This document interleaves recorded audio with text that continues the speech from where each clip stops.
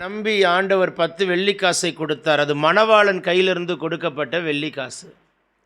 என்றைக்குமே மணவாளன் கையிலிருந்து வந்தது எப்பவுமே ரொம்ப ப்ரீஷியஸ்.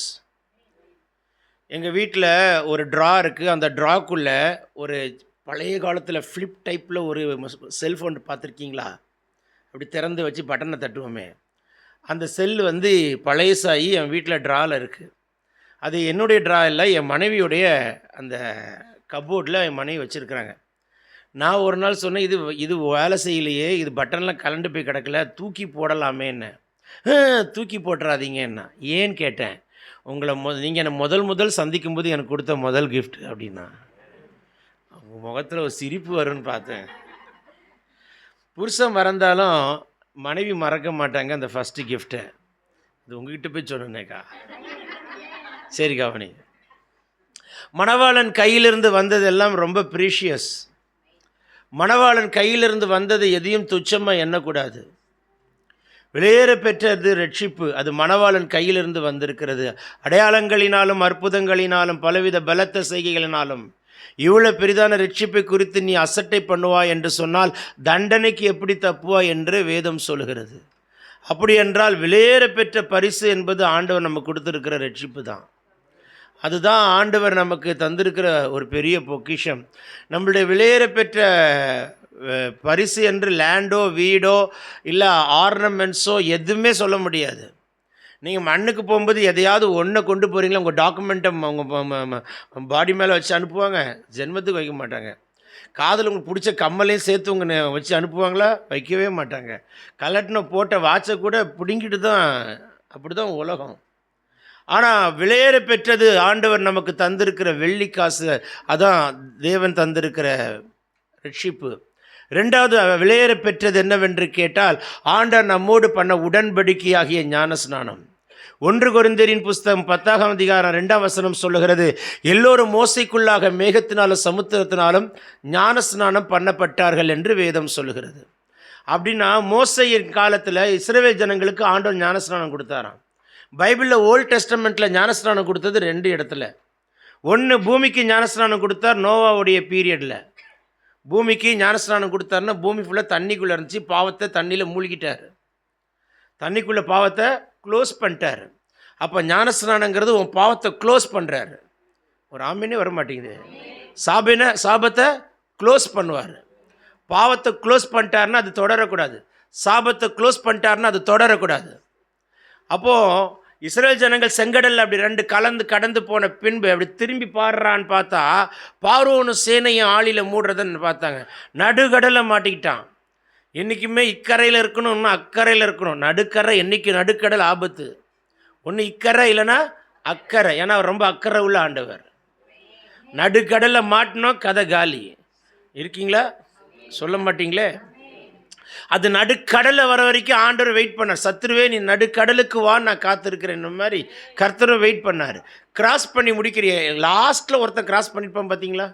சேனைக்கு ஜனங்கள்லாம் போகும்போது லாஸ்ட்டில் இருக்கீங்களா இல்லைங்களா, அவன் வரைக்கும் ஆண்டவர் பொறுமையாக இருக்கிறார். கிராஸ் பண்ணி திரும்பி பார்த்தா அப்படியே மூடிட்டார். எத்தனை வருஷமாக பின்தொடர்ந்த சத்துரு தெரியுமா? 430 வருஷமாக பின்தொடர்ந்த சத்துரு. 430 வருஷம் நினச்சி பாருங்களேன். இப்போது இன்றைக்கி உங்களுக்கு வயசு ஒரு 40-50 வச்சுக்கோங்களேன். உங்கள் தாத்தா காலத்திலேருந்து பின்தொடர்கிற சத்துருவை அந்த ஞானஸ்நானத்தை கர்த்தர் மூடிட்டாராம். புரிந்த ஒரு ஆமேன்னு சொல்லுங்களேன். அல்லேலூயா. அதுதான் ஞானஸ்நானம். அந்த ஞானஸ்நானம் என்பது விலையேற பெற்ற பரிசு. 3வது வெள்ளிக்காசு எது வெளியேற பெற்ற பரிசு தெரியுமா? ஆண்டவர் உன் மேலே வைத்திருக்கிற அபிஷேகம். உலகம் பார்த்திங்கன்னா நிறைய பொருள் வாங்கிட்டு போவேன். எங்கேப்பா போகிறேன்னு கேட்டால் நான் கடவுளுக்கு போய் கடவுளை அபிஷேகம் பண்ணிட்டு வரேன்னு போவாங்க. ஆனால் நம்ம ஆண்டவர் உச்சந்தலை முதல் உள்ளங்கால் வரைக்கும் இருக்கிறது பாவியில் இன்டர்நேஷ்னல் பாவி நம்ம தான். இருக்கீங்களா இல்லைங்களாங்க? சொல்ல மாட்டிங்களே. அப்பத்தி திருவிருந்து எடுத்துகிட்டு வெளில போய்ட்டு மறுபடியும் அதே தப்பு எத்தனை முறை பண்ணியிருக்கிறோம். அப்போ நம்ம இன்டர்நேஷ்னல் பாவி தானே. அப்போ நம்மளுடைய பாவத்தெல்லாம் மன்னிக்கிற கர்த்தர் நம்மளோட மண்பாண்டமாகி இந்த சரீரத்தின் மேலே ஒரு அபிஷேகத்தை வைக்கிறாரு பாருங்க. அல்லேலூயா. 4வது வெள்ளிக்காசு தேவன் தந்திருக்கிற சபை. சபை என்பது 10,000 பேர் கூடியிருக்கிறதா சபை இல்லை. எங்கே 1 பேர் என்று 2 பேர் நாமத்து நிமித்தம் கூடியிருப்பீர்களோ மத்தியில் நடுவில் நான் இருப்பேன் என்று சொன்னவர். சபை ஒரு வெள்ளிக்காசு. ஆமென் சொல்ல மாட்டீங்களா? மொத்தம் எத்தனை வெள்ளிக்காசு ஆச்சு? 5வது வெள்ளிக்காசு உங்களுக்கு தந்திருக்கிற வாக்கு தத்தங்கள். ஆண்டவர் நமக்கு நிறைய கிஃப்ட் கொடுத்துருப்பார். அதில் கிஃப்டில் ஒரு கிஃப்ட் என்னென்னா வாக்கு தத்தங்கள். ஏன் நான் உயிரோடு இருக்கிறேன் அப்படின்னா காரணம் என்னவென்று கேட்டால் அவர் எனக்கு தந்த வாக்கு தத்தம் தான் உயிரோடு வைக்குது. இல்லைன்னா நான் இன்றைக்கி போயிருப்பேன். நான் கவுண்டம்பாளையம் வந்திருக்க மாட்டேன். இருக்கீங்களா? என் வண்டி கவுந்து மேலே போய் சேர்ந்துருப்பேன். நான் வந்து சேர்றேன் அப்படின்னா அது வாக்கு தத்தம். திரும்ப போய் வீட்டுக்கு போகிறேன்னா அது வாக்கு தத்தம். அடுத்த மீட்டிங் கொண்டு போகிறாருன்னா வாக்கு தத்தம். என்னை கொண்டு ஒரு காரியத்தை செய்கிறாருன்னா வாக்கு தத்தம். விலையேற பெற்றது என்ன? சத்தமாக சொல்லுங்களேன். எத்தனை ஆச்சு மொத்தம்? 5 ஆச்சு. 6வது தரிசனம்.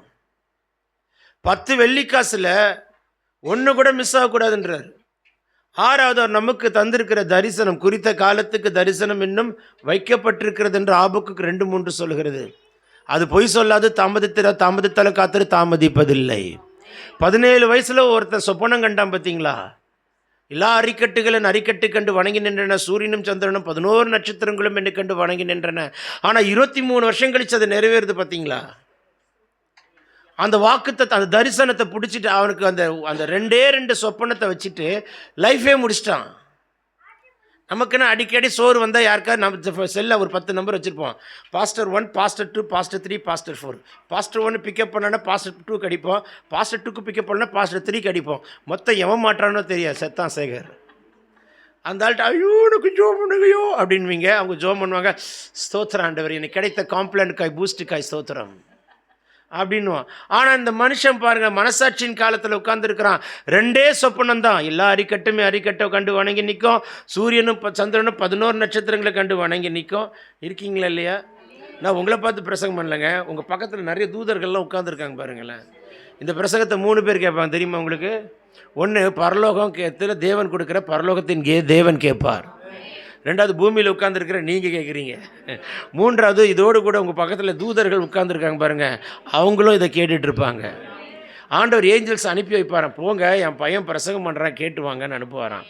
நீங்கள் கேட்கட்டாலும் ஏஞ்சல்ஸ் ரொம்ப நல்லாவே கேட்பாங்க.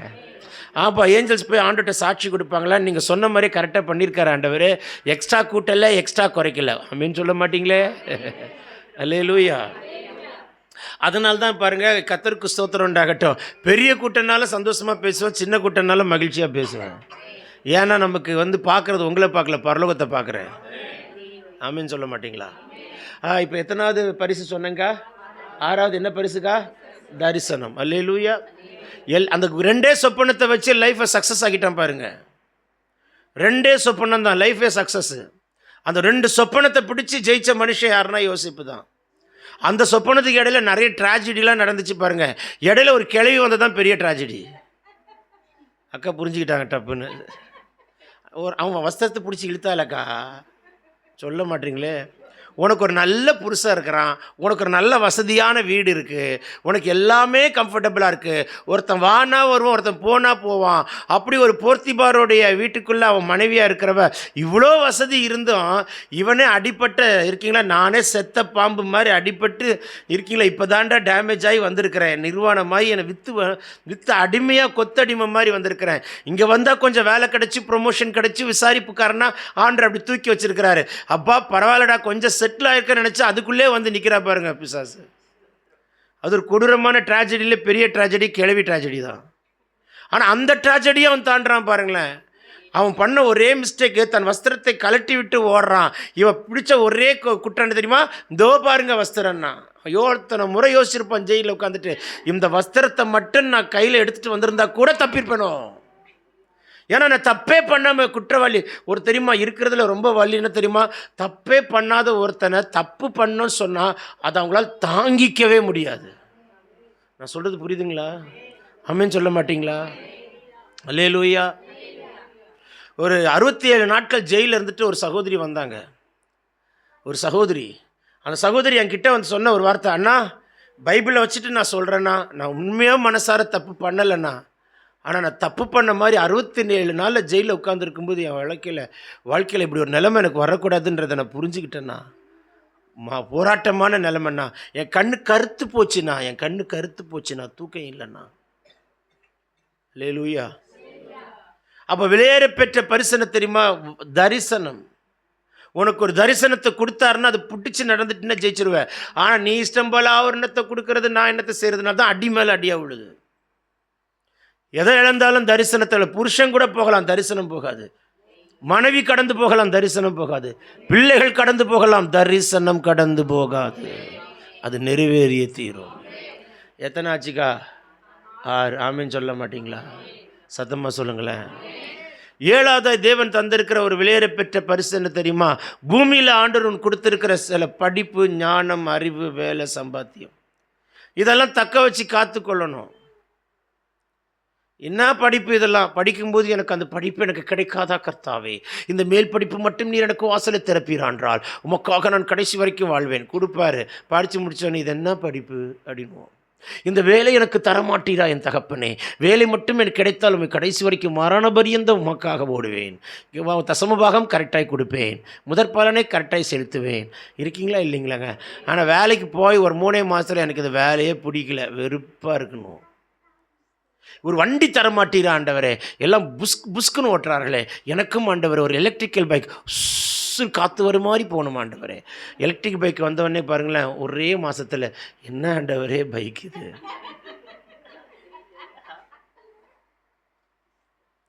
எல்லா பூமிக்குரிய ஆசீர்வாதங்களும் பாருங்களேன், கிடைச்ச பிற்பாடு ஒரு கேள்வி ஆண்டவர்கிட்ட கேட்பேன், எனக்கு இது பிடிக்கல ஆண்டவரே. கட்டின புடவை கூட அப்படி தான் சொல்வீங்க. இருக்கீங்களா இல்லைங்களா? It's practical. I am talking very open. ஆமீன் சொல்ல மாட்டிங்களா? அல்லேலூயா. ஒரு ஸ்லிப்பர் ஆஃபரில் போட்டான். ரொம்ப நாளாக ட்ரீமு. எனக்கு இந்த கிராக்ஸ்ன்னு ஒரு இருக்குது தெரியுமா, ஸ்லிப்பர் போடணும்னு ஒரு ஆசை. திடீர்னு ஒரு ஆஃபரில் போட்டான். அதுவும் பார்த்தீங்கன்னா நினச்சி பார்க்காத ஒரு ஆஃபர் அது. அடேங்கப்பா வாய்ப்பு கிடைச்சிதுடா சொல்லிட்டு நானும் வாங்கிட்டேன். வாங்கி 2 நாள் தான் போட்டேன். அது எனக்கு ஸ்ட்ரீம் போட்டு மாதிரி இருந்துச்சு, போட்டுக்குள்ளே உட்காந்த மாதிரி இருந்தது. வேண்டாண்டா சாமின்னு கழட்டி போட்டுறேன். அது பார்க்கும்போது சிறப்பாக தெரியுது, வாங்கின பிற்பாடு வெறுப்பாக தெரியுது. பார்க்கும்போது சிறப்பாய் தெரிகிறது, வாங்கின பிற்பாடு வெறுப்பாய் தான் தெரிகிறது. ஆனால் பூமியில் இருக்கிற ஒவ்வொரு ஆசீர்வாதமும் கர்த்தர் போட்ட பிச்சை. ஆமென் சொல்ல மாட்டீங்களா? எதையும் துச்சமாக எண்ணாதீர்கள், எதையும் துச்சமாக எண்ணாதீர்கள். பூமியில் ஆண்டவர் நமக்கு இவைகளெல்லாம் கூட கொடுக்கப்படும்ங்கிறாரு. வேலை, சம்பாத்தியம் எல்லாமே. 8வதாய் உன் பேருக்குன்னு சில ஆசீர்வாதங்களை கொடுப்பார். உன் பேருக்குன்னு கொடுப்பார். உங்கள் பேருக்கு நான் மறக்கவே மாட்டேன். என் பேருக்குன்னு முதல் வந்த ஒரே விஷயம் என்னென்னா ஒரு பைக்கு தான். அந்த பைக்கு மட்டும்தான் என் பேரில் இருக்கு, வேறு எதுவுமே என் பேரில் இல்லை. அந்த ஒரு பைக்கு என் பேரில் இருந்த அந்த ஒரு பைக்கை நான் ஆண்டவர் ஊழியத்துக்காக பயன்படுத்தினேன். பஜாஜ் CT 100, மறக்கவே முடியாது. இருக்கீங்களா? அதை நான் இன்னொரு பாஸ்டர்கிட்ட கொடுக்கும்போது சொன்னேன், என் ஃபஸ்ட்டு பொண்டாட்டி உங்களுக்கு தங்கச்சியாக கொடுத்துருக்கேன், பத்திரமா வச்சுக்கோங்க. புரிஞ்சா ஸ்தோத்திரம். என் முதல் மனைவியை உங்களுக்கு தங்கையாய் கொடுத்துருக்கிறேன். ஆமென் சொல்ல மாட்டிங்களே? இந்த தங்கை யாருக்கும் தாரவாத்துறாதையா?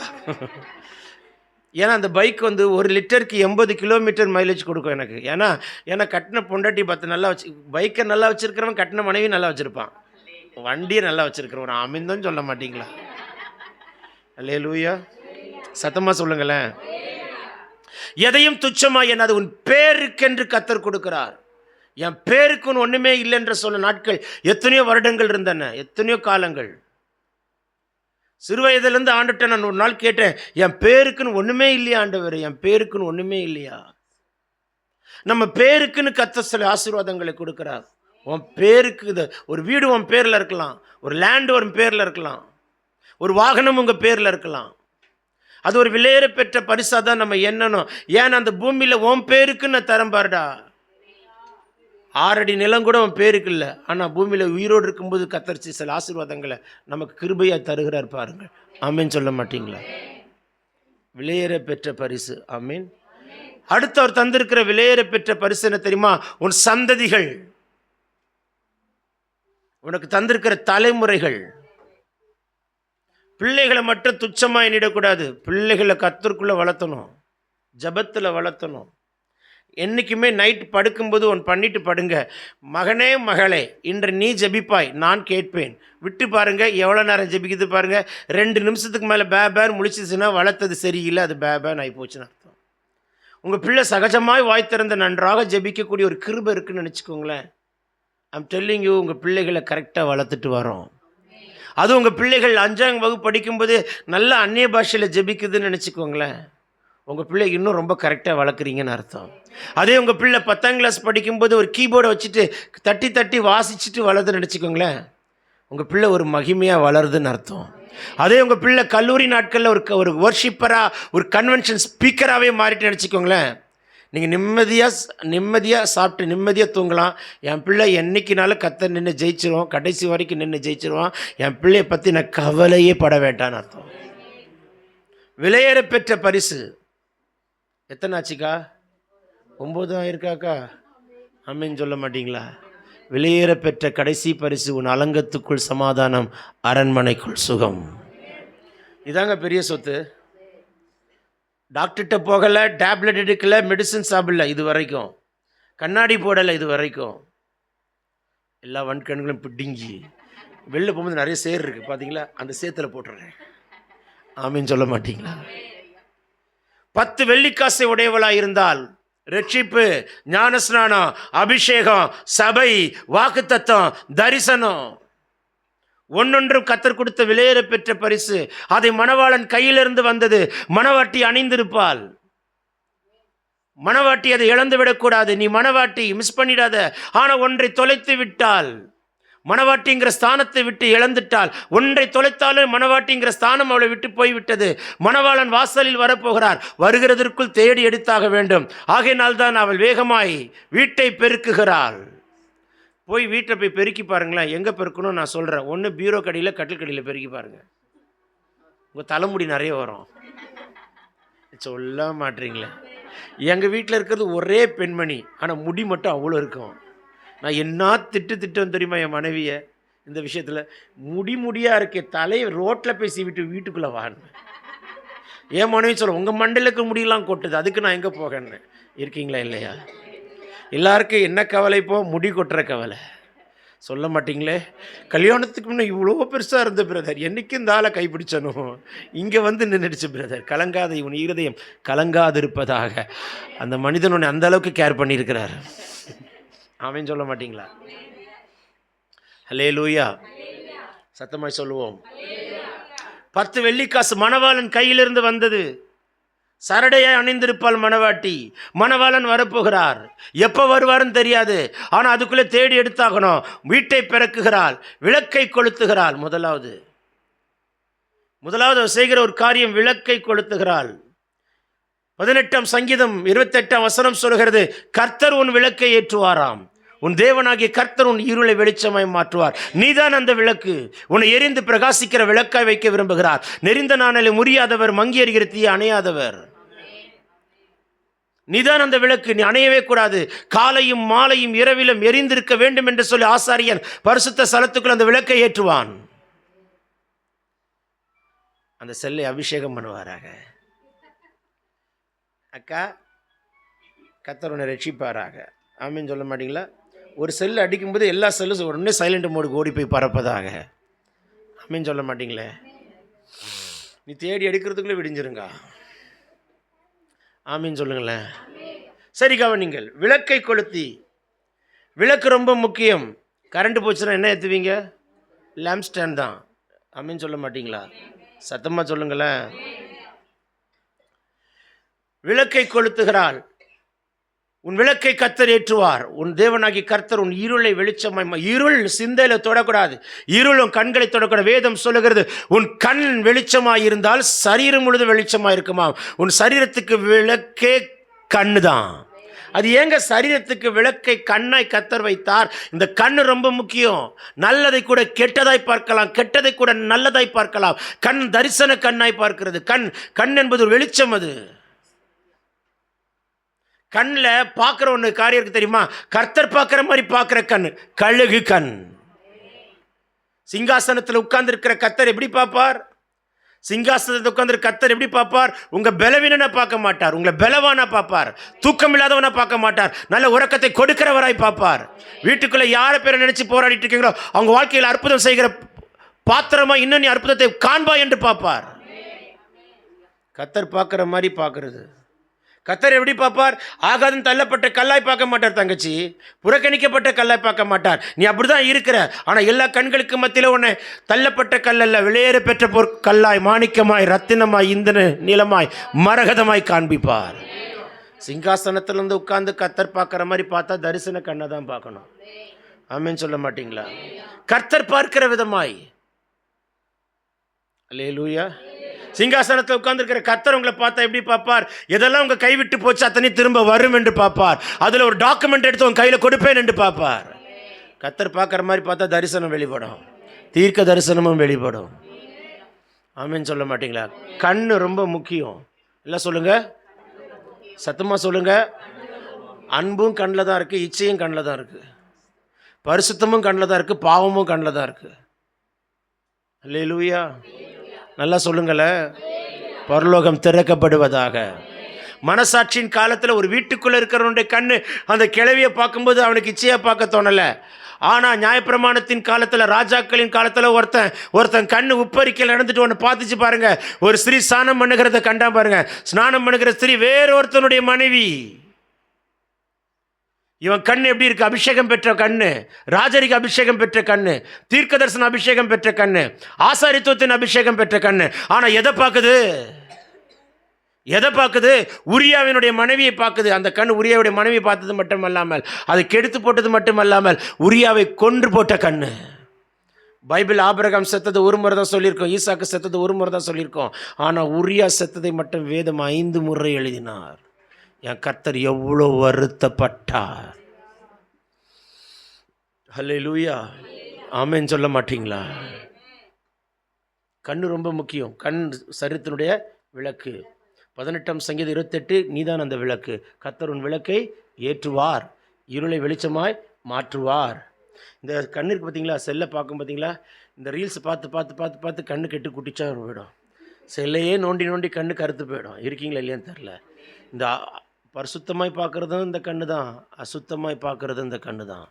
ஆமென் சொல்ல மாட்டீங்களே? உங்கள் கண்களை கர்த்தர் கலிக்கம் போடுவாராக, கண்ணு புறா கண்ணாய் மாற்றுவாராக. ஹல்லேலூயா. 3வது விளக்கு எதை குறிக்கிறது? 119 சங்கீதம் 105 வசனம் சொல்லுகிறது, கர்த்தருடைய வசனம் கால்களுக்கு தீபம், பாதைக்கு வெளிச்சம். வசனம்தான் விளக்கு. அது உனக்கு பாதைக்கு வெளிச்சத்தை காட்டும். வழி இதுவே, இதுவிலே நடவுங்கள் என்று காண்பிக்கும். டைரக்ஷன் தெரியல ஆண்டவரே, வார்த்தை உனக்கு டைரக்ஷனை காட்டும். கூகுள் மேப் அனுப்பி வச்சிருப்பாருங்களா? இப்போ 2வது பக்கத்தில் போய் உட்கார வச்சிச்சு. நான் அங்கே போய் உட்காந்துருந்தேன். இருக்கீங்களா இல்லைங்களாங்க? சர்ச்சை தேடினேன் காணவில்லை. பிறகு அடித்தவொடனே தம்பி எடுத்தார். இருக்கீங்களா இல்லைங்களாங்க? சொல்ல மாட்டிங்களே. அப்படி தான் கர்த்தர் என்னை கொண்டு வந்து சேர்த்தார். போன முறை அனுப்பும்போது கரெக்டாக வந்துட்டேன். கூகுள் மேப் கரெக்டாக கொண்டு வந்துச்சு. அக்காவை நம்ப முடியாது, நான் கூகுள் அக்காவை சொன்னேன். ஆமென் சொல்ல மாட்டிங்களே? அக்கா திசை மாற்றி விட்டுருவா ஒன்று. அல்லேலூயா. அக்காவுக்கு மேலே ஒரு எல்லையின் பிசாசு திசை மாற்றி விடுது. புரிஞ்சா ஸ்தோத்திரம். ஆமென் சொல்ல மாட்டிங்களா? சத்தமாய் சொல்லுங்கள். அல்லேலூயா. கர்த்தருடைய வார்த்தை தான் நமக்கு வெளிச்சம். எந்த அளவுக்கு வசன ஞானம் இருக்கோ அந்த அளவுக்கு உனக்குள்ள வெளிச்சம் பெருகிட்டே இருக்கும். வசன ஞானம் பெருக பெருக வெளிச்சம் கூடிக்கொண்டே இருக்கும். அந்த லைட்டுக்கு இந்த லைட்டுக்கு வித்தியாசம் இருக்குது, இந்த லைட்டுக்கு அந்த லைட்டுக்கு வித்தியாசம் இருக்குது. வெளிச்சத்தின் மேல் வெளிச்சம் கூட, வயசு கூட கூட வெளிச்சம் பெருகணும். வயது கூட கூட வசனத்தினுடைய வெளிச்சம் பெருகிட்டே இருக்கும்போது ஆவிக்குரிய வாழ்க்கையில் ஒரு உயர்வு உண்டாகும், பூமிக்குரிய ஆசீர்வாதமும் பெருகும்.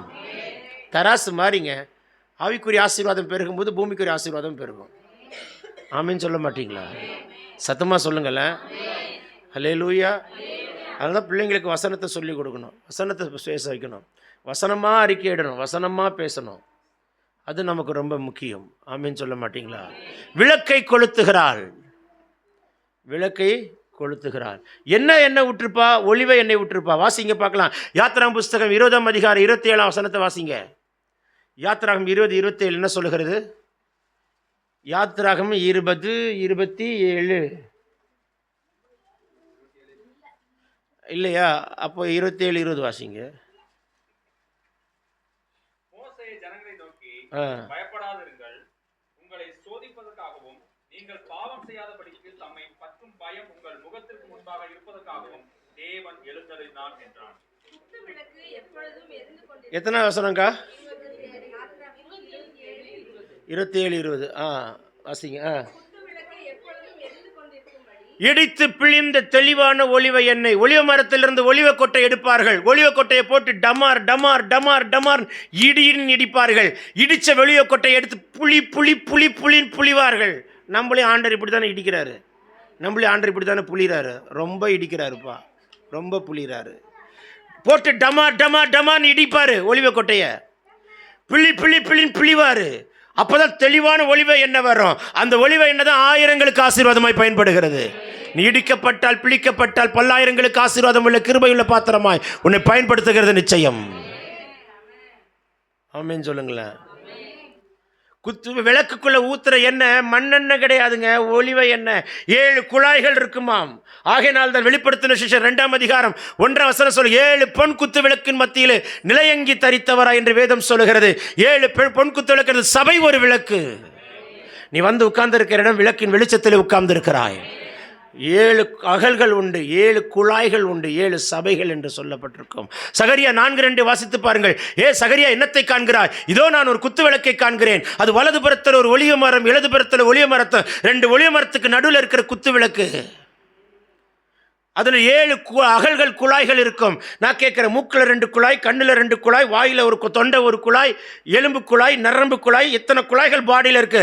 அத்தனை பாடிக்குள்ள இருக்கிற அத்தனை குழாய்களுக்குள்ள எது பாயுதோ இல்லையோ, ஒலிவ எண்ணெய் ஊற்றப்படுமானால் உன் எலும்புகள் நினமுள்ளதாய் மாறும், உன் நரம்புகள் வீரியம் கொண்டதாய் மாறும், உன் தசைகள் எல்லாம் பலனடையும்படி கர்த்தர் மாற்றுவார். உச்சந்தலை முதல் உள்ளங்கால் வரைக்கும் உள்ள இருக்கிற அபிஷேகம். அபிஷேகம் உள்ள வைப்பாரு, அபிஷேகம் வெளியில வைப்பாரு, அபிஷேகம் மேல வைப்பாரு, அபிஷேகம் கூடயே வைப்பாரு. உள்ள அபிஷேகம் தெரியுமா? அனாயிட்டட் பாடி. இன்டர்னல் பார்ட்ஸ்ல அனாயிட்டிங் இருக்கு தெரியுமா? இன்டர்னல் பார்ட்ஸ்ல அனாயிட்டிங் இருக்கு தெரியுமா? நான் பைபிள் இருந்து காட்டணுமா? காட்டுறேன் வேணாம். எலிசா மரித்து போனான். மரித்த பின்பு அடுத்த வருஷம் ஒருவனை அடக்கம் பண்ண கொண்டு வருகிறார்கள். சத்துருக்கள் வரும்பொழுது அந்த பாடியை போட்டாங்க. பாடி மேல விழுது. இந்த பாடி அந்த பாடி மேல விழுது. புரிஞ்ச ஸ்தோத்திரம். இந்த டெட் பாடி எலிசாவுடைய பாடி மேலே விழுது. இருக்கீங்களா? இல்லை, எலிசா மேலே விழுந்த பாடி உயிரோ, எலிசா பாடி செத்துடுச்சு. ஆனால் செத்த பாடி உயிரோடு எழும்புது பாருங்க. ஏன்னா எலிசா செத்துட்டாரு, எலும்புகள் இருக்கிற அபிஷேகம் சாகலை. ஆமீன் சொல்ல மாட்டீங்களா? எனக்கு நேசிக்கிற எங்களுடைய அட்மினில் இருக்கக்கூடிய எங்கள் சகோதரனுடைய அப்பாவுடைய அடக்கத்தில், சார் அவங்க அப்பாவுடைய அடக்கத்தை கில்ப கார்டனில் அடக்கம் பண்ண வந்தாங்க. அவருடைய அப்பா, இவருடைய தாத்தா வந்து இவர், அதாவது அவங்க அப்பா சின்ன வயசில் இருக்கும்போதே தாத்தா இறந்துட்டார். புரிஞ்சுங்களா? அப்போ இவருடைய அப்பா சின்ன வயசில் இருக்கும்போது இவருடைய தாத்தா இறந்துட்டார். ஸோ ரொம்ப வருஷம் கழித்து அந்த தோண்டுனா அந்த ஸ்கெல்டன் இருக்குல்ல, தலை அப்படி எலும்புலாம் இருக்குல்ல, அழகாக அப்படி இருக்குது. இருக்கீங்களா இல்லைங்களா? இதை பார்த்தோன்னே எனக்கு ரொம்ப இம்ப்ரெஸ் ஆகிடுச்சு. நான் சும்மா இருக்க மாட்டோம்னா, இருக்கீங்களா, நம்ம கொஞ்சம் வாலு பிள்ளையாச்சு. உடனே குழிக்குள்ளே குதிச்சுட்டு ஒவ்வொரு எலும்பாக எடுத்து, உலர்ந்த எலும்புகளை உயிரடைவாயாக. இருக்கீங்களா? குதிரை ஓட்டுற மாதிரி உலர்ந்த எலும்புகளை உயிரடைவாயாக. இதில் வேறு பார்த்தீங்கன்னா ஏசிய பாஸ்டருங்க ஒரு 5 பேர் வெள்ளை ஜிப்பா போட்டு வெள்ளை வச்சுப்படி ஒரு மாதிரி பார்த்தானுங்க. இருக்கீங்களா? எனக்கு வெக்கம், மானம், சூடு, ரோசெல்லாம் நமக்கு கிடையாது. ஆமென்னு சொல்ல மாட்டீங்களே. நீ பின்னால் பேசினா கூட போட்டே இருப்பேன் நான். அல்லேலூயா. அதனால் நான் பாட்டு உலர்ந்த எலும்புகள்ட்டு எல்லா எலும்பையும் தட்டிகிட்டு இருக்கிறேன். அப்போ அவர் சொன்னார், பிரதர் இது எங்கள் தாத்தாவோடைய எலும்புனார். அப்படியா? நான் பல வருஷம் கழித்து ஒரு எலும்புகளாக பார்த்தேனே. எனக்கு அந்த எலும்பை பார்த்தோன்னே எசேக்கியேலுக்கு போயிடுச்சு. நம்மெல்லாம் எதை பார்த்தாலும் பைபிளுக்குள்ளே தான் போகணுமே தவிர கண்ட இடத்துக்கு கல்கி குமத்துக்குலாம் போகக்கூடாது. புரிஞ்சா ஸ்தோத்திரம். ஒரு ஆமேன்னு சொல்லுங்களேன். உடனே எலும்புகள் எடுத்து, உலர்ந்த எலும்புகள்.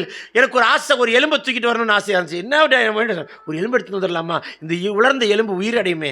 அதெல்லாம் ஒன்று சேர்ந்ததல்லவா? அதெல்லாம் கனெக்ட் ஆகி ஒரு வடிவம் கொடுத்ததல்லவா? அதற்குள்ளே நரம்புகளும் தசையும் உண்டாயிட்டல்லவா? ஆமென் சொல்ல மாட்டீங்களா? சத்தமாக தான் சொல்லுங்களேன். ஆண்டவர் ரொம்ப நல்லவர். அல்லேலூயா.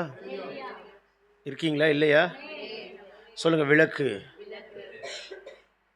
அப்போ எல்லா குலைகளுக்குள்ளேயும் ஒலிவ எண்ணெய் பாய்கிறது. ஆட்டோமேட்டிக் ஹீலிங் நடக்குது. போன்ஸில், நர்வ்ஸில்.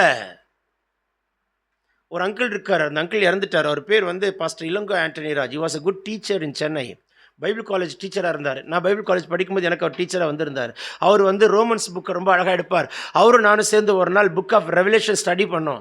3 நாள் அவரோட உட்காந்து நான் படித்தேன். ரெவலேஷன் எனக்கு ரொம்ப பிடிச்சிருந்துச்சு. எனக்கு அவர் ரொம்ப பிடிக்கும். அவர் வந்து ஜனவரி 2ஆம் தேதி மெட்ரித்தன், 1ஆம் தேதி மெட்ரித்தன் ஆக்சிடென்ட்டு. 2ஆம் தேதி பார்த்தீங்கன்னா அப்போலோ டேனம்பெட்டில் அவர் கோமாவில் போய் உள்ளே வச்சுட்டாங்க. அவரோட டாக்டர் நானும் எங்கள் 2 பேரும் நாங்கள் பெஸ்ட்டு ஃப்ரெண்டு. அவங்க மனோ என்னடா பிழைக்குமா பிழைக்காதான்னு தெரியலைன்னாங்க. அப்போது அந்த ஃபஸ்ட்டு ஸ்கேன்குள்ளே போகும்போது அவர் கோமா பிரெயின் அப்படியே நிற்கிது, டெட்டாக இருக்குது. அவர் ஸ்கேன்குள்ளே போகும்போது ஒரே வார்த்தை சொன்னார், இந்த மனிதனுக்குள் எலும்புக்குள் நரம்புக்குள் தசைக்குள் வார்த்தையும் அபிஷேகம் இருக்குமானால் அது இந்த மனிதனை உயிர்ப்பிக்கும். 2 வருடங்கள் கழித்து கோமாவில் இருந்த மனுஷன் மறுபடியும் கண்களை திறந்து மறுபடியும் ஆலயத்துக்கு வந்து மறுபடியும் வேதத்தை எடுத்து பிரசங்கிக்கும்படி கர்த்தர் மாற்றினார். அவர் மண்டையை 4 முறை 5 முறை திறந்துருக்காங்க. அவர் மண்டெல்லாம் பெண்டாக இருக்கும். அல்லேலூயா. அப்போ அந்த மனுஷனுடைய ஜீவன் எப்படிப்பட்ட ஜீவன் பார்த்தீங்களா? உள்ளே இருக்கிற அனாயிட்டிங் எப்படி உயிர்ப்பிக்குது பார்த்தீங்களா? ஆமென் சொல்ல மாட்டிங்களா? அனாயிட்டிங் சூப்பர் நேச்சுரல். அப்போ ஒளிவை என்னங்கிறது அபிஷேகம். உள்ளே இருக்கிற அபிஷேகம் உயிர் கொடுக்குங்க எலும்புக்கு. உன் எலும்புக்குள்ளே என்ன இருக்கோ இல்லையா, கர்த்தருடைய ஒளிவை என்ன அபிஷேகம் பாயணும். சொல்லி சொல்லி பாருங்களேன், எலும்புலாம் எப்படி வேலை செய்யுதுன்னு பாருங்கள். நல்ல ஒரு ஆமேன்னு சொல்லுங்கள். குத்து விளக்கு, விளக்கு என்பது சபையை குறிக்கிறது. ஆமேன்னு சொல்ல மாட்டிங்களா? ஒருவனும் விளக்கை கொளுத்தி வாசிக்கலாம். லூக் சாப்டர் 11 verse 33 நினைக்கிறேன். வாசிங்க பார்ப்போம். லூக்கா 11:33 வாசிங்க. Luke 11:33. Luke 11:33. ஒருவனும் விளக்கை கொளுத்தி மறைவிடத்தில் வைக்கப்பட்ட விளக்கல்ல, மரக்காலின் கீழ் வைக்கப்பட்ட விளக்கல்ல. கவனிங்கள், மறைவிடத்தில் இருக்கிற விளக்குன்னு என்ன தெரியுமா அர்த்தம்? எல்லா பிரச்சனையும் மனசுக்குள்ளே போட்டு வச்சுட்டு கட்டின புருஷன், கட்டின மனைவி, பெத்த பிள்ளை யார்ட்டையும் சொல்ல முடியல ஆண்டவரே, உங்ககிட்ட மட்டும்தான் சொல்ல முடியும்னு உள்ளுக்குள்ளே அடைச்சி வச்சுட்டு உட்காந்துருப்போமே, அது பேர் தான் மறைவிடத்தில் இருக்கிற விளக்கு. மறைந்து மறைந்து மறைந்து மறைவான எத்தனை விஷயங்கள். உங்க நெஞ்ச தொட்டு சொல்லுங்க, உங்களுக்கு மறைவான எத்தனை விஷயங்கள் உள்ள இருக்குன்னு. மனம் திறந்து இவங்கள்ட்ட கொட்ட யாற்றுமே கொட்ட முடியாது என்று சொல்லக்கூடிய அளவுக்கு மறைவான விஷயங்கள் எத்தனை இருக்கு சற்று யோசித்து பாருங்கள். மறைவிடத்தில் இருக்கிற விளக்காய் அல்ல, உள்ளே வருகிறவர்களுக்கு வெளிச்சம் கொடுக்கும்படிக்கு விளக்கு தண்டின் மேல் இருக்கிற விளக்காய் வைக்க விரும்புகிறார். மறைவிடத்தில் இருக்கிற விளக்காய் இல்லை, வெளியே வா. மரக்கால், இதான் மரம். மரத்துக்கு காலுக்கு கீழே அடியில் இருக்குமா விளக்கு. மரக்காலின் கீழே இருக்கிற விளக்கு வெளிச்சம் கொடுக்காது. மரம் என்பது மாம்சம். குழந்தையுடைய கண்களை திறந்தார், என்னத்தை காண்கிறார் என்று சொன்னார். மனிதர்களை மரத்தை போல் காண்கிறேன் என்று சொன்னான். மரம் என்பது மாம்சத்தை குறிக்கிறது. மாம்சம் மேற்கொண்ட விளக்கு அல்ல.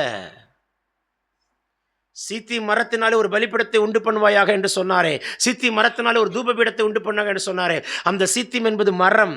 ஒழுங்கினமான மரத்தை ஒழுங்குபடுத்தி வடிவமைத்து ஒரு பலிபீடத்தை உண்டு பண்ணா அந்த பலிபீடத்தை சுற்றில வெண்கலத்தால் மூடிடுவாராம். ஏன் தெரியுமா?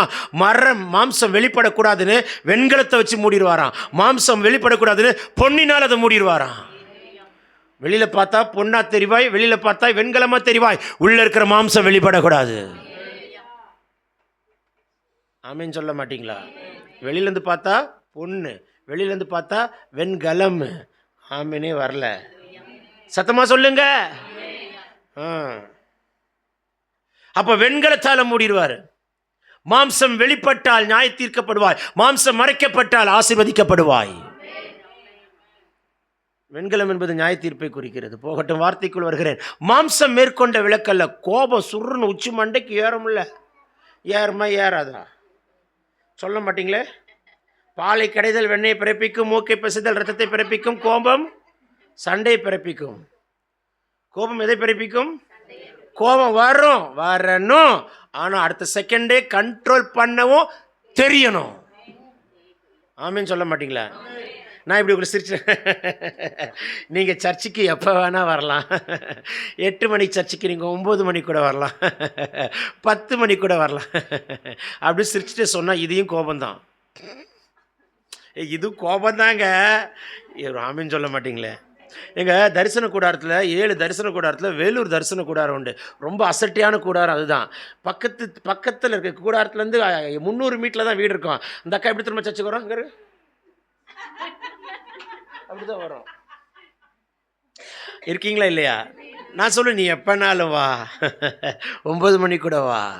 ஆமேன்னு சொல்ல மாட்டீங்களே. இப்போ நான் ஒரு வேளை இப்படி சொல்கிறேன், என்னம்மா டைமு, எத்தனை மணிக்கு சர்ச்சுக்கு வர, உனக்கெல்லாம் ஆண்டர்லாம் ஆசீர்வதிக்கிறார் பார் அப்படின்னு சொன்னால் அடுத்த வாரம் நீ இப்போ பக்கத்தில் இருக்கிற சர்ச்சில் போய் உட்காந்துப்பேன். ஆமேன்னு சொல்ல மாட்டீங்களா? சொல்லுங்கப்பா. அல்லேலூயா. பரவாயில்ல, நல்ல பாஸ்டராக கொடுத்துருக்குறாருன்னு சந்தோஷப்படுங்க. சரி, கவனிங்க. ஆமேன்னு சொல்லுங்களேன். சரி, அல்லேலூயா. மர மாம்சம் மேற்கொண்ட விளக்கு அல்ல, பெருமை அல்ல, சுயம் அல்ல, அகம்பாவம் அல்ல, மனமெட்டிமை அல்ல, இச்சை அல்ல, அசுத்தம் அல்ல, மாம்சம் மேற்கொண்ட விளக்காய் அல்ல, உள்ளே வருகிறவர்களுக்கு வெளிச்சம் கொடுக்கும்படிக்கு விளக்கு தண்டின் மேல் இருக்கிற. சொல்ல மாட்டீங்களா? நல்லா தான் சொல்லுங்களேன். லூக்கா எழுதின சுவிசேஷ புஸ்தகம் மறந்துட்டு 8ஆம் அதிகாரம் 16ஆம் வசனம் நினைக்கிறேன். வாசிங்க பார்க்கலாம். Luke 8:16, I think so. Correct. ஒருவனும் விளக்கை கொளுத்தி பாத்திரத்தினால் மூடப்பட்ட விளக்காய் அல்ல. ஏக்கா, விளக்கை கொளுத்தி பாத்திரத்தில் மூடி வைப்பீங்களாக்கா? ஏன்னா உங்கக்கா தானே அணைஞ்சு போயிடும்லக்கா. ஏதோ ஒன்று மேற்கொண்ட விளக்கு, சத்துரு மேற்கொண்ட விளக்காய் அல்ல, பிசாசு மேற்கொண்ட விளக்காய் அல்ல. ஏதோ ஒன்று பாத்திரத்தினால் மூடப்பட்ட மனுஷன் உன்னை மேற்கொண்ட விளக்காய் அல்ல. ஏதோ ஒரு போராட்டத்தில் சிக்கிட்டு மாட்டிட்டு என்னால் வெளியே வர முடியல, ஜெபிக்க முடியல, பைபிள் வாசிக்க முடியல, துதிக்க முடியல, ஆராதிக்க முடியல, கர்த்தருக்குள்ள நெருங்க முடியல, ஏதோ ஒன்றை என் மைண்டை கட்டி வைக்குது. பாத்திரத்தினால மூடப்பட்ட விளக்கு அப்படிதான் இருக்கும். ஏதோ ஒரு பாத்திரம் ஒன்று மூடுது, உன்னால் வெளிச்சம் காட்ட முடியல, பலருக்கு ஞாபகமாக இருக்க முடியல, ஏதோ ஒரு பாத்திரம் மூடுது. நம்மெல்லாம் நல்லா இருந்தோம்னா ஆண்டர் அல்லேலூயா ஸ்தோத்திரம்னுவோம், பிரச்சனை வந்தாலும் சில நேரத்தில் ஜெபிக்கவே மாட்டோம். ஆக்சுவலாக ஆப்போசிட்டாக பண்ணுறோம். த ரியல் பிக்சர் என்ன தெரியுமா? பிரச்சனை வரும்போது தான் வைராக்கியமாக மாறணும். ஆனால் நம்ம ஆப்போசிட்டாக மாறும். பிரச்சனை வரும்போது மூடிட்டு சோர்ந்துட்டு நான் சோம் பண்ண மாட்டேன், நான் வேதம் வாசிக்க மாட்டேன், மூக்க சிந்து. ஆக்சுவலாக நம்ம பண்ணுறதே ஆப்போசிட்டு. பிசாசுக்கு இடம் கொடுக்குற மாதிரி அது. அவனுக்கு தெரியும், ஒரு பெரிய பிரச்சனையை கொண்டு வந்து லாக் பண்ணிட்டேன்னா அம்மனி ஜபம் முடிஞ்சுதுரா சாமின்னு அவனுக்கு நல்லா தெரியும். ஆமின்னு சொல்ல மாட்டீங்களா? பிரச்சனை வரும்போது தான் கர்த்தருக்குள்ள நெருங்கணும். அல்லேலூயா. பாத்திரத்தினால மூடப்பட்ட விளக்காய் அல்ல. அப்புறம் வாசிங்க தங்கச்சி. கட்டிலின் கீழ் இருக்கிற விளக்காய் அல்ல. கட்டில் கீழ் என்ன தெரியுமா? 3 பேர் கட்டில படுத்திருப்போம். ஒன்று சோம்பேறி. சோம்பேறி கட்டில படுத்திருப்பான். இருக்கீங்களா? வேலைக்கு போகாத புருஷனை கல்யாணம் பண்ண வேலைக்கு ஆகுமாக்கா? ஒரு ஆமென்னே சொல்ல மாட்டேங்கா. வேலைக்கு போகாத ஒரு புருஷனை கல்யாணம் பண்ண வேலைக்கு ஆகுமா? சொல்லுங்களேன். சந்தேகப்படுற மனைவியை கல்யாணம் பண்ண வேலைக்கு ஆகுமா? சொல்ல மாட்டீங்களே. அவன் சட்டையை அயன் பண்ணாலும் பாவம் தான், கசக்கி போட்டாலும் பாவம் தான். புரிஞ்சா ஸ்தோத்திரம். ஆமென் சொல்ல மாட்டீங்களேங்க. அல்லேலூயா. மெதுவாக சொல்லுங்கோ. இருக்கீங்களா இல்லைங்களா? இயேசு ரொம்ப நல்லவர். ஆமென். கர்த்தர் நல்லவர். கோபக்கார புருஷனை கல்யாணம் பண்ண வாழ முடியுமாக்கா? நீ என்ன அப்படின்னா எதோ அப்படின்னா எப்படி இருக்கும்? எதோ எது எடுத்தாலும் இப்படி அட்டென்ஷன் ஆண்டவரே. நீ மனம் திறந்து ஒரு வார்த்தை பேச முடியுமாக்கா? சொல்ல மாட்டீங்களே. சரி, பிடிவாதம் பிடிக்கிற மனைவியை கல்யாணம் பண்ண வாழ முடியுமாண்ணா? இருக்கீங்களா? சொல்ல மாட்டீங்க. ஜென்மத்துக்கு இருக்கும். ஐயோ செத்தாண்டா சாமி. அல்லேலூயா.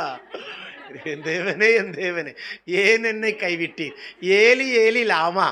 ஐயோ ரெக்கார்டிங் வேறு ஓடுதாண்டவர். சபத்தானி. சொல்ல மாட்டீங்களே.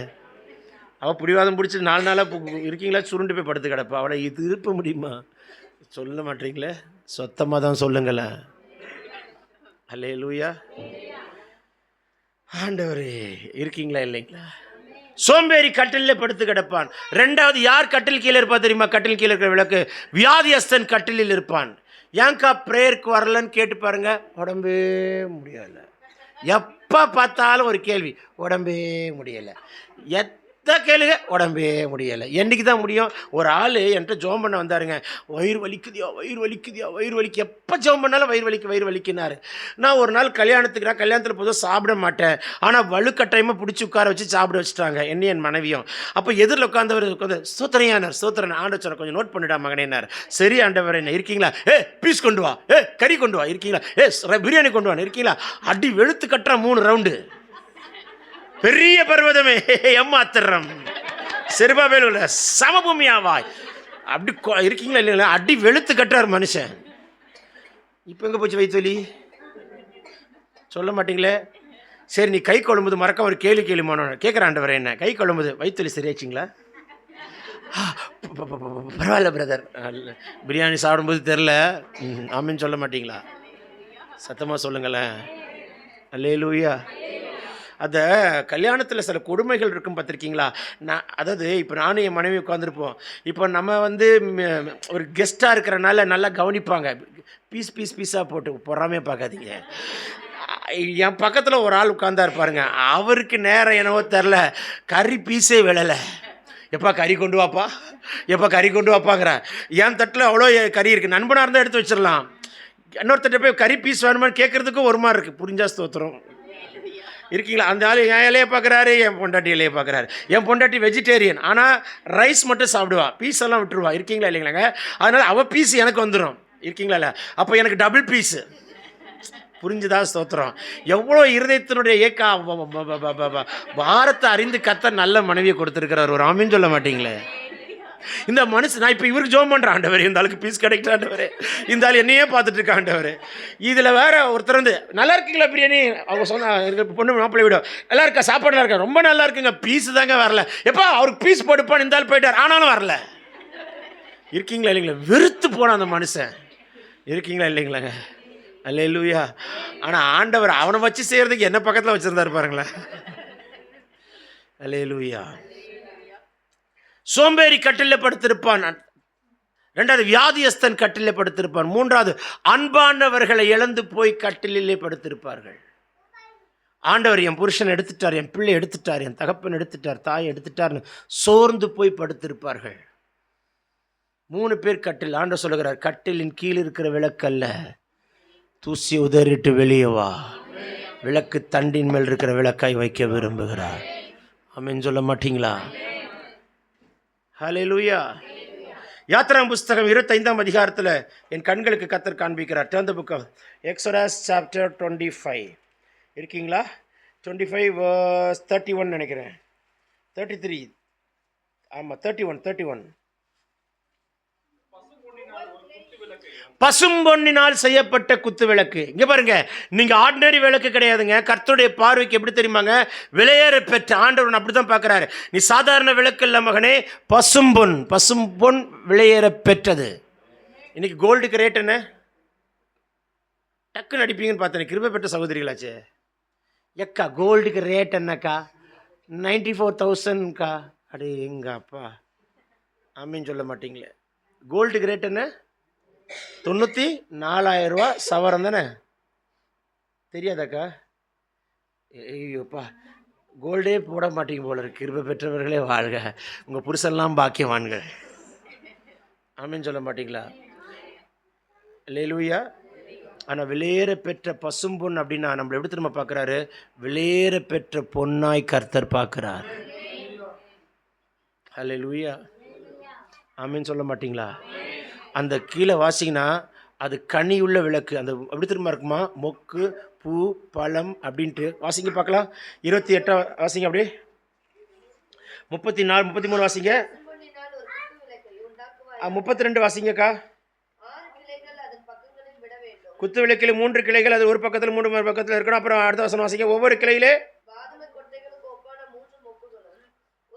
மொக்கு, பழம், பூ. இருக்கீங்களா?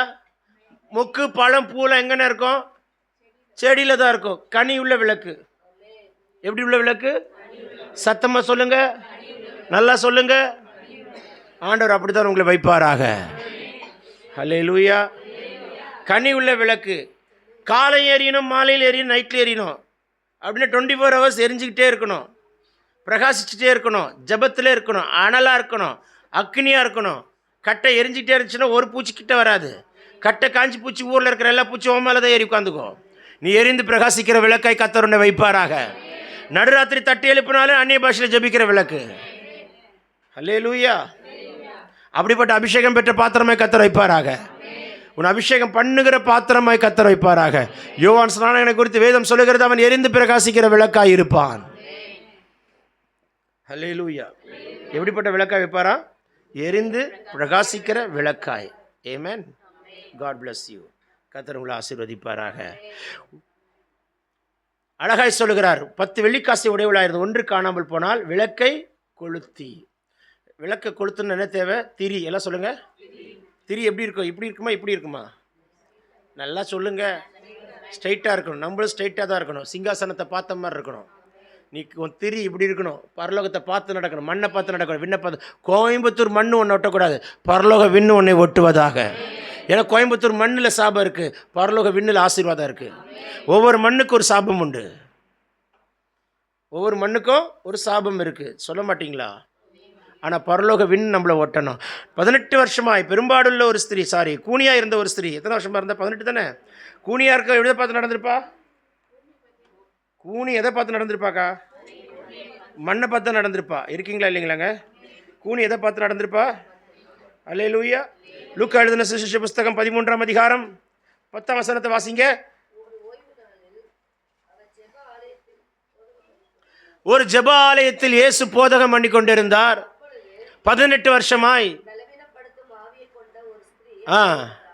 பாருங்க, ஜெப ஆலயத்துக்குள்ள பலவீனன்ட்டு வீட்டில் இல்லை, ஆலயத்துக்கு வந்தா கூனியாக இருந்தாலும் ஆலயத்துக்கு வந்துடணும், முடியாட்டாலும் ஆலயத்துக்கு வந்துடணும், நொண்டியாக இருந்தாலும் ஆலயத்துக்கு வந்துடணும், பார்வையிலனாலும் ஆலயத்துக்கு வந்துடணும். கூனியாக இருக்கேன்னு சொல்லிட்டு வீட்டுக்குள்ளே இருந்திருந்தான்னா அன்னைக்கு அவள் சுகத்தை வாங்காமலே போயிருப்பா. அவளுக்கு கல்ற பெட்டி இப்படி தான் செஞ்சுருப்பாங்க, இப்படி செஞ்சுருக்க மாட்டாங்க. புரிஞ்சா ஸ்தோத்திரம். அல்லேலூயா. அன்னைக்கு பார்த்து அவளுக்கு தெரியுமா இன்னைக்கு இயேசு வருவார், போதகம் பண்ண வருவார்னு? தெரியாது. ஆமேன்னு சொல்லுங்களேன். உங்கள் பாஸ்டர் வாட்ஸ்அப்பில் போட்டிருக்கலாம், நான் வருவேன்னு தெரிஞ்சிருக்கலாம். ஆனால் அன்றைக்கி இயேசு வருவார்னு தெரியாது, வாட்ஸ்அப் கிடையாது. சொல்ல மாட்டிங்களே. இயேசு வருவார்னு தெரியாது. ஆனால் கூனியாவா? அவள் பாருங்க, கரெக்டாக தேவாலயத்துக்கு வரா. கூனி தான். நான் கூனியாக இருந்தாலும் ஆலயத்தில் கரெக்டாக இருப்பேன், போயிடுவேன். அதனால தான் பார்த்தார், நீ கூனியாக இருந்தாலும் ஆலயத்துக்கு ஒழுங்காக வருகிற கிருபை பெற்றவளாக இருக்கிறனால உனக்காக நான் போதிக்கிறேன். நான் போதித்ததே உனக்காக தான். ஏன் தெரியுமா? நீ வருவ, உன்னை சுகம் கொடுப்பேன். நீ மறிக்கும்போது கூனியாக இல்லை, நிமிர்ந்து நடக்க. எந்த ஊரனை இப்படி பார்த்துச்சோ அந்த ஊரனை இப்படி பார்க்கட்டுமே. எந்த ஊருக்குள்ளே இப்படி இருந்து அந்த ஊருக்குள்ளே இப்படி நிற்கணுமே. சொல்ல மாட்டிங்களா? எந்த ஊருக்குள்ளே நீ மண்ணை பார்த்து நடந்தி அதே ஊருக்குள்ளே நீ விண்ணை பார்த்து நடக்கும்படி கர்த்தர் கிருபை தருவாராக. உன்னை நிமிர பண்ணுகிற கர்த்தர். திரி எப்பொழுதும் இப்படி இருக்கணும். திரி எப்படி இருக்கணும்? சிங்காசனத்தை பார்த்த. இல்லை சொல்லுங்க, சிங்காசனம். எதை பார்க்கணும்? சத்தமாக சொல்லுங்க. சிங்காசனத்தை பார்த்தீங்கன்னா அடுத்து என்ன செய்யணுன்ற வழியை கர்த்தர் காட்டுவார். அடுத்து போக வேண்டிய பாதையை காட்டுவார். மண்ணை பார்த்தோம் தோற்றுருவோம், விண்ணை பார்த்தா ஜெயிச்சிருவோம். சத்தமாக ஒரு ஆமேன்னு சொல்லுங்களேன். மண் என்னை ஒட்டக்கூடாது, விண் என்னை ஒட்டுவதாக. அல்லேலூயா. விளக்கை கொளுத்தி வீட்டை பெருக்கி கண்டுபிடிக்கும் வரைக்கும் ஜாக்கிரதையாய் தேடாமல் இருப்பாளோ. கண்டுபிடித்த பின்பு சிநேகிதிகளையும் அயல் வீட்டுக்காரர்களையும் வரவழைத்து. அல்லேலூயா. ஆமேன்னு சொல்ல மாட்டிங்களா? ஒரு 5 சவரமோ செயின் காணாமல் போச்சா பக்கத்து வீட்டு பொம்பளை கூப்பிட்டு சொல்வியாக்கா? என்ன சொல்ல மட்டுமில்ல, நம்ம ஜாய் அழுக்காசோ ஜோஸ் அழுக்காசு போனால் கள்ளத்தனமாக போய்ட்டு யாராக இருக்கா, சொந்தக்கு தான் யாராக்கா, நான் ஒன்றும் பார்க்கலையா, இருக்கீங்களா, அப்படியே ஒரு பார்த்து தானே வாங்கிட்டு வருவோம். இருக்கீங்களா இல்லைங்களாங்க. அல்லேலூயா. நம்மகிட்ட இருக்கிற யாருக்கும் தெரியக்கூடாதுன்னு நம்ம நினைப்போம். ஆமேன். எனக்கு ரொம்ப பிடிச்ச ஒரு விஷயம் என்ன தெரியுமா? நிறைய தங்கச்சிமார்கள் அண்ணா ஆசையாக வாங்கியிருக்கிறேன்னான்னு அப்படி கொண்டு வந்து ஜோம் பண்ண கொண்டு வருவாங்க. எனக்கு அது ரொம்ப பிடிக்கும். அண்ணா ரொம்ப ஆசையாக வாங்கியிருக்கேண்ணா, கர்த்தர் சொன்ன வார்த்தையின்படி புதிய பொருள் தருவேன்னு சொன்னார்ண்ணா, ஆசையாக வாங்கியிருக்கோண்ணான்னு சொல்லிட்டு கொடுப்பாங்க. அதை ஜோம் பண்ணி நான் கொடுப்பேன். ஏன்னா அவங்களுக்கு அது வெளியேற பெற்றது, அவங்க கர்த்தர் ஆசீர்வதிச்சு கொடுத்துருக்கிறாரு. அது அவங்க காலங்களுக்கு தங்கணும்னு. அது பாருங்களேன், ஸ்தோத்திரம் பண்ணி ஜோம் பண்ணிட்டு தான் போடணும்னு வர்றாங்க பாருங்களேன். அதில் ஒரு ஆசீர்வாதம் இருக்குல்ல. ஆமேன்னு சொல்ல மாட்டிங்களா? அந்த இருதயம் நமக்கு இருக்குமானால் கர்த்தர் நம்மளை பிளஸ் பண்ணிகிட்டே இருப்பார். ஆமேன்னு சொல்லுங்களேன். எங்களுக்கு எப்படிப்பட்ட இருதயம் இருக்குன்னா உங்களுக்கு நிறைய கர்த்தர் கொடுத்து கொடுத்து கொடுத்து ஆசீர்வதிப்பாராக. சொல்ல மாட்டீங்களே. கேட்க மாட்டேன், கவலைப்படாத. நல்ல ஒரு ஆமேன்னு சொல்லுங்க. அல்லேலூயா. தேவன் உங்களை ஆசீர்வதிப்பாராக. ஆமென். கண்டுபிடிக்கும் வரைக்கும் ஜாக்கிரதையாய் தேடாமல் இருப்பாளோ. கண்டுபிடித்த பின்பு சிநேகிதியும் அயல் வீட்டுக்காரில் வரவழைத்து காணாமல் போன வெள்ளிக்காசை கண்டுபிடித்தேன், என்னோடு கூட சந்தோஷப்படுங்கள் என்று சொல்வாள் அல்லவா. ஹல்லேலூயா. மனம் திரும்புகிற ஒரு பாவி நிமித்தம் பரலோகத்தில் மிகுந்த சந்தோஷம் உண்டு. உங்கள் விளக்கு அணையவே கூடாது. உங்கள் வீட்டை ஒரு குத்து விளக்காய் மாற்றுவாராக. முகமதிய நண்பர்கள் பார்த்துருக்கீங்களா? மசூதி சுற்றிலும் அவங்க தான் குடியிருப்பாங்க. ஏன் அவங்க அப்படி இருக்காங்கன்னு பார்த்துருக்கீங்களா? முகமதிய நண்பர்கள் மசூதியை சுற்றிலும் அவங்க தான் குடியிருப்பாங்க. மசூதின்னு அந்த இடத்துக்கு வந்துச்சுன்னா சுற்றி அவங்க தான் இடம் வாங்க ஆசைப்பட்டு அவங்க எனக்கு அவங்களுடைய மூளை எனக்கு ரொம்ப பிடிக்கும். அவங்களுக்கு வெள்ளிக்கிழமை ஆனால் பச்சை தண்ணி கூட வாயில் வைக்க முழு நேரம் உபவாசம் இருந்து ஆலயத்துக்கு வந்துட்டு கடவுளை தேடிட்டு அப்படி பயபக்தியாக இருப்பானுங்க. 3 வேளை கரெக்டாக ஸ்நானம் பண்ணுவானுங்க. They are worshipping the Lord. 7 முறை தன் தலை முழங்காலில் பட்டு எழும்பின எலியாவினுடைய ஜெபத்தை அவன் பண்ணுகிறான். அதனால தான் பாருங்களேன், அவன்லாம் தொழில் பண்ணுறான். ஆஹா ஓஹோன்னு ஓடுது. நான் எசப்பா பிள்ளை, பைபிளை தூக்குறேன், என் கையில் ஒரு காசு தங்க மாட்டேங்குது ஆண்டவரே. சொல்கிறீங்களா இல்லையா? அதனுடைய ரீசனே அதுதான். ஆமென் சொல்ல மாட்டீங்களா? சத்தமாய் சொல்லுங்கள். நான் உங்களுக்காக ஜெபிக்க போகிறேன். உங்கள் விளக்கை கர்த்தர் ஏற்றுவாராக. லெட் அஸ் ஸ்டாண்ட் அப்.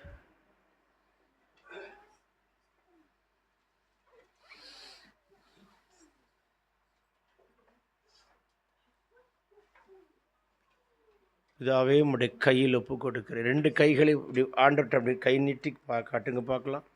காசு தங்காத கையாக இருக்குல்ல, வட்டப்பையில் போட்ட கையாக இருக்குல்ல, கடன் பிடிச்ச கையாக இருக்குல்ல, நெருக்கத்தில் உட்காந்துருக்க கையாக இருக்குல்ல, தரித்திரம் பிடிச்ச கையாக இருக்குல்ல, பிசினித்தனமுள்ள கையாக இருக்குல்ல. இந்த கையை வச்சு தான் ஈசாக்கு பஞ்ச காலத்தில் போய் விதையை தூக்கிட்டு விதைச்சான். தேசத்தில் பஞ்சம், நிலமெல்லாம் விரிசலாக கிடக்கு. ஆனால் அவன் கை விதைக்குது. ஊரே சிரிக்குது. எவனா சிரிச்சுட்டு போட்டோம், நான் விதைக்கிறத விதைப்பேன்னு விசுவாசத்தோடு விதைச்சான். அதே வருஷத்தில் 100 மடங்கு பலன் தரும்போது ஊரே ஆன்னு பார்க்குது. சிரித்த வாயெல்லாம் ஆன்னு பார்க்கும். உன் கை ஆசீர்வதிக்கிற கையா இல்லை கை நீட்டி நிற்கிற கையா? அடுத்தவன்கிட்ட கை நீட்டி ஏந்தி நிற்கிற கையாய் கர்த்தர் வைக்க விரும்பலை. உங்களை ஆசீர்வாதம் உள்ள கரங்களாய் கர்த்தர் வைக்க விரும்புகிறார். உங்கள் கை தரித்திரம் பிடித்த கையில் அபிஷேகம் பண்ணுகிற கையாய் 10 விரலிலும் ஒளிவை என்ன பாயட்டுமே. உன் 10 விரலும் பட்டயங்களாய் மாறட்டுமே. ஒவ்வொரு விரலும் ஒரு ஈட்டியாய் மாறட்டுமே. 2 கைகளும் பட்டயங்களாய் மாறட்டுமே. உங்கள் கையினால் பிரயாசத்தை நீ சாப்பிடுவாயாக. உனக்கு பாக்கிய நன்மை உண்டாயிருக்கட்டுமே. உங்கள் கை மேலே ஒட்டி இருக்கிற தரித்திரத்தை முறிப்பாராக. உங்கள் கையில் இருக்கிற இருள் அகன்று ஓடுவதாக. இன்றைக்கி நான் ஜெபிக்கிற ஜெபம், இந்த நாளைக்கு டிசம்பர் மாதம் 12th மந்த்துக்குள்ளே கால் எடுத்து வைக்க போகிறீங்க. இன்னும் இந்த வருஷத்தை முடிக்க ஒரு 31 டேஸ் தான் இருக்குது. இந்த 31 டேஸ்க்குள்ளே உங்கள் கைக்கு ஒரு பிளெஸ்ஸிங் வருவதாக. இந்த 31 டேஸ்க்குள்ளே ஒரு ஆசீர்வாதம் உங்கள் கைக்கு வருவதாக. உங்கள் கை ஆசீர்வதிக்கப்பட்ட கையாய் மாறுவதாக. உங்கள் கை நன்மையின் கையாய் மாறுவதாக. கிருபையுள்ள கையாய் மாறுவதாக. உங்கள் கையினால் செய்கிற ஒவ்வொரு காரியம் சக்ஸஸாக இருப்பதாக. தொடுறது துளிர்க்கட்டும், நடுறது செழிக்கட்டும். உங்கள் கை மேலே இருக்கிற சாபத்தை முறிப்பாராக. தலைமுறையாக இருக்கிற சாபம் நம்ம கையை ஒட்டிக்கிட்டே வருமானால் அந்த கையில் இருக்கிற அந்த தலைமுறை சாபத்தையும் கட்டுகளையும் உடை தெரிவாராக. கடன்பட்ட கையல்ல ஆண்டவரே, வாரி இறைக்கிற கை ஆண்டவரே, கொடுக்கிற கை ஆண்டவரே, அள்ளி வழங்குற கை ஆண்டவரே, உபசரிக்கிற கை ஆண்டவரே, போஷிக்கிற கை ஆண்டவரே, கோலை பிடித்திருக்கிற கை ஆண்டவரே. இந்த கையோடு கோல் ஒட்டட்டு ஆண்டவரே. பட்டயத்தை விட்டு கை பிரியக்கூடாது, கையத்தை விட்டு பட்டயம் பிரியக்கூடாது ஆண்டவரே. ஒன்று ஒட்டிக்கொள்கிற கையாக இருப்பதாக ஆண்டவரே. இயேசுவின் நாமத்தில் நான் ஆசீர்வதிக்கிறேன் ஆண்டவரே. கைகள் அபிஷேகப்பட்டதாய் மாறட்டும். கைகள் ஆசீர்வதிக்கப்பட்டதாய் மாறட்டும். கைகள் கிருபை உள்ளதாய் மாறட்டும். கைகள் பலனுள்ளதாய் மாறட்டும். கைகளை ஆசீர்வதிப்பீராக. கைப்பிடித்தவன் கைவிடலாம், கர்த்தர் உன்னை கைவிடவே மாட்டார். சிறியானவன் தன் பிள்ளைகாய பாலகனை மறந்தாலும் அவர் உன்னை மறக்க மாட்டார். நீ என்னால் மறக்கப்படுவதில்லை என்று சொன்னாரே. கரம் பிடித்தவர் கடைசி வரைக்கும் நடத்துவார். உன் 10 விரலுக்கு இடையில அவருடைய 10 விரல் நுழையட்டுமே. அதுதாங்க ரியலாக கைப்பிடிக்கிறது. கல்யாணத்தன்னைக்கு புருஷன் கைப்பிடிப்பான் பார்த்தியாக்கா, 10 விரலுக்குள்ளே உன் 10 விரலை நுழைச்சி பிடிப்பான் பாருங்க. ஆனால் அந்த கை கூட ஒரு நாள் கை விட்டுருது. ஆனால் உன் 10 விரலுக்குள்ளே ஒரு 10 விரலை நுழைச்சி கைப்பிடிக்கிறார் பாருங்க என் மணவாளன். அது என்றைக்கும் மாறாதது, அது என்றைக்கும் மறையாதது. பிடிச்சா அது உடன்படிக்கை பண்ண கை, உடன்படிக்கை பண்ணப்பட்ட கை. உன் கைகளை கர்த்தர் உடன்படிக்கை பண்ணுவாராக. உன் கையோடு ஒரு உடன்படிக்கை பண்ணுவாராக. உன்னை கைப்பிடித்து ஒரு உடன்படிக்கை பண்ணுகிறார். நீ உடைச்சாலும் அவர் உடைக்க மாட்டார். எத்தனையோ முறை அந்த உடன்படிக்கையை நீ உடைச்சிருக்கிற, ஆனால் அவர் உடைச்சதே இல்லை ஆண்டவரே. பிதாவே உம்முடைய கரத்தில் ஒப்பு கொடுக்கிறேன். 100 மடங்கு பலன் தரட்டும். இந்த விளக்குங்கிற சப்ஜெக்டை மறக்கவே கூடாது. சபை ஒரு விளக்கு அசட்டே எண்ணவும் கூடாது. நீ வந்திருக்கிற இடம் ஒரு குத்து விளக்குக்கு வந்திருக்கிறாய். உன்னையும் ஒரு குத்து விளக்காய் மாற்றுவார். உன் மேலே எண்ணெயை ஊற்றுகிறார், உனக்குள்ளே எண்ணெயை ஊற்றுகிறார், உன் எலும்புக்குள்ளே ஊற்றுகிறார், நரம்புக்குள்ளே ஊற்றுகிறார், உன்னோட பேங்க் அக்கௌண்ட்டில் ஊற்றுவாராக அபிஷேகத்தை. இயேசுவின் நாமத்தில் ஆசீர்வதிக்கிறேன். முழு குடும்பம் ரட்சிக்கப்படட்டும். ஆலயத்துக்கு வராதவங்களாம் உன் பிள்ளைகள் வரட்டும். வராமல் வீட்டில் உட்காந்துருக்கிற அந்த நபரை தொடுவீராக, அந்த ஆத்மாவை மாற்றுவீராக. மனம் திரும்புதல் உண்டாகட்டும். வீடுகள் கட்டப்படட்டும். சிறையிருப்புகள் மாறட்டும். வீட்டுக்குள்ளே இருக்கிற ஃபினான்ஷியல் பிரேக் த்ரூ உண்டாகட்டும். தேவனுக்குரிய காரியங்களை கரெக்டாக இருக்க கிருபை தாரும். ஆண்டவருடைய காரியத்தில் நாங்கள் கரெக்டாக இருந்தோம்னா எங்கள் காரியத்தில் நீங்கள் கரெக்டாக இருப்பீங்க. இயேசுவின் நாமத்தில் நான் ஆசீர்வதிக்கிறேன், ஆசீர்வதிக்கிறேன், ஆசீர்வதிக்கிறேன், ஆசீர்வதிக்கிறேன். ஜீவனுள்ள நல்ல பிதாவே, கரங்களை தட்டி தேவ நாமத்தை மயப்படுத்துவோம்.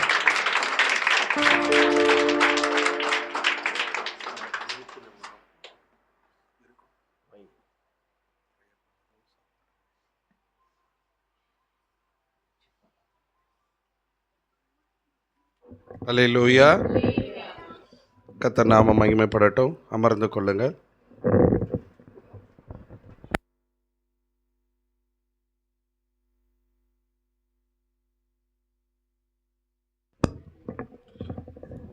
ஆண்டவராகிய இயேசு கிறிஸ்துவின் நாமத்தில் மறுபடியும் ஒரு விசை உங்கள் எல்லாரையும் நான் வாழ்த்துகிறேன். திரும்ப சொல்லட்டுமா? ஆண்டவராகிய இயேசு கிறிஸ்துவின் நாமத்தில் உங்களை நான் எல்லாரையும் வாழ்த்துகிறேன். இவ்வளோ நேரம் சிரிச்ச முகமாக இருந்தீங்க. நான் பலிப்பிடத்தில் ஏறினோடனே சிலருக்கெல்லாம் உருன்னு ஆயிடுச்சு. அதை பற்றி நான் கவலைப்பட போகிறது கிடையாது. அல்லேலூயா, ஆமேன். நம்ம மத்தியிலே கர்த்தருடைய வார்த்தையை கொடுக்கும்படியாக இந்த நாளில் வந்த அருமையான ஊழியர் அண்ணன் அவர்களை இயேசு கிறிஸ்துவின் நாமத்தில் திருச்சபையின் சார்பாக நான் நன்றிகளை தெரிவித்துக் கொள்கிறேன். அவர்களோடு கூட வந்த பிரதரை நான் நன்றி தெரிவித்துக் கொள்கிறேன். அதே போல் நம்மை அதிகமாக நேசிக்கிற நம்முடைய ஊழியத்தில், முக்கியமாக நம்முடைய வேதாகம கல்லூரியில் எல்லா விதத்துலேயும் நமக்கு உறுதுணையாக இருக்கிற மை இந்தியா மிஷன் சர்ச் ஊழியத்தை எடுத்து நடத்தி கொண்டிருக்கிற அருமையான பாஸ்டர் ஜோசப் அவர்களையும் அவருடைய குடும்பத்தாருக்கும் இயேசு கிறிஸ்துவின் நாமத்தில் நான் நன்றிகளை தெரிவித்துக் கொள்கிறேன். அதே போல் நம்மை அடியேனை நம்ம எல்லாரையுமே நேசிக்கிற ஜெபிக்கிற பாஸ்டர் ஜெயபிரபு அவர்கள் காரமடையிலிருந்து அவங்க சபை ஊழியத்தை முடிச்சுட்டு அவங்க இங்கே வந்திருக்கிறாங்க. ஸோ அவர்களுக்காக நான் இயேசுவின் நாமத்தில் நன்றிகளை தெரிவித்துக் கொள்கிறேன். பிரின்ஸ் பிரதருக்காக நான் ஆண்டவரை துதிக்கிறேன். சுகன்யா சிஸ்டர், நிறைய பேருக்கு நாங்கள் இன்விடேஷன் கொடுத்தோம். ஒரே ஒரு ஃபேமிலி தான் வந்திருக்கிறாங்க, பிரின்ஸ் பிரதர், சுகன்யா சிஸ்டர். அதே போல் நம்முடைய பைபிள் காலேஜில் படிக்கிற ஸ்டூடெண்ட் அவங்க சிஸ்டர் குணசீலி, அவங்க அவருடைய கணவனார் விஜய் பிரதர் இந்த நாளில் நம்மத்தில் இருக்கிறதற்காக நான் ஆண்டவரை துதிக்கிறேன். அல்லேலூயா. கர்த்தர் நாமம் மகிமைப்படட்டும். இப்பொழுது நாம் எல்லாரும் எழுந்து நின்று கர்த்தருக்கென்று நம்முடைய காணிக்கைகளை நம்ம படைக்க போகிறோம். நம்மத்தில் பாஸ்டர் ஜோசப் அவர்கள் ஒரு பாடலை பாடுவாங்க, காணிக்கை பாடலை பாடுவாங்க. அப்பொழுது நம்ம